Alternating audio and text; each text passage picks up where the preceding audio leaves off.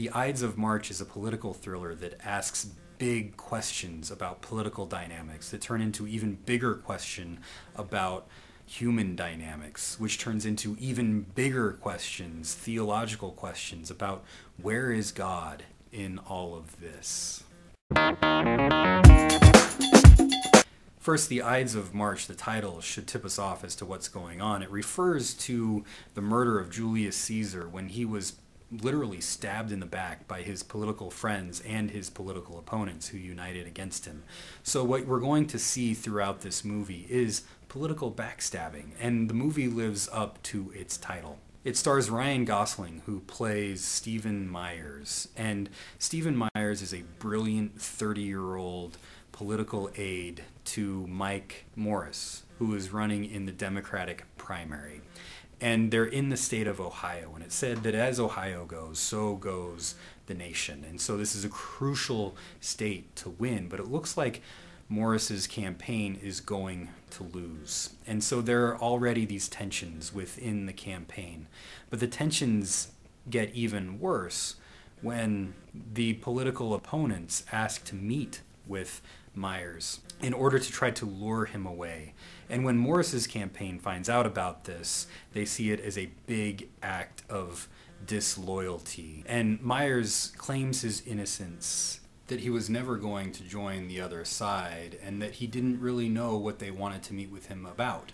But it's already been done, and so they exclude him. They kick him out. And this is where I think that we see the bigger general human dynamic come into play. What happens when we see somebody within our community as a threat to our community? Really, innocence and guilt doesn't really matter. All that matters is what we perceive to be a threat. What do we end up doing? We end up blaming that person for all of the tensions that have been arising within our group, and we sacrifice that person, we exclude that person, we fire that person. Here we see the mimetic dynamic at play in this political movie. But this can happen in business situations. This can happen in family dynamics. You see, this is a very human thing that's happening here. We also see how Myers is able to switch this around, and he gets revenge. And he gets back into the campaign by getting somebody else excluded. So he figures out how to play this very human dynamic that we see coming into politics in this movie. There's something else that happens, though, in this movie that results in a similar dynamic. Somebody commits suicide. And what ends up happening is at the funeral, the father gives a speech and says to the priest, I know that we're not supposed to ask God questions like why this happened, and that we're just supposed to go along with God's plan, but I can't go along with this. This never should have happened. And I think that's exactly the right question to ask. An early death like this is not the will of God. Sometimes things happen in life that are absurd, that never should have happened. And the reason that this happened was because of this human dynamic that we see get played out. She was used and abused by people in the campaign. She was implicitly told that her life was not worth living. And once you're told that over and over and over again, you begin to believe it, and you think that your life is not worth living.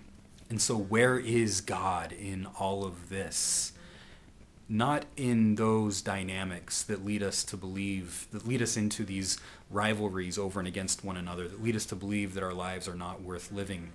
But God is seeking to transform those dynamics. And you see this in the life of Jesus.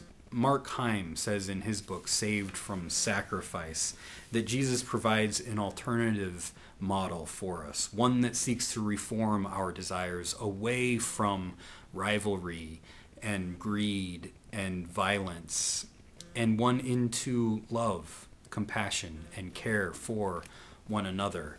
And so what I think that this movie, The Ides of March, is doing is putting a warning before us about this human dynamic of having these tensions within our community and seeking to deal with them by scapegoating another person and saying we need to find a better way to deal with our tensions. And that the Christian answer, where God is in all of this, is seeking to transform the desire to exclude into a desire to love, to treat one another with compassion and care.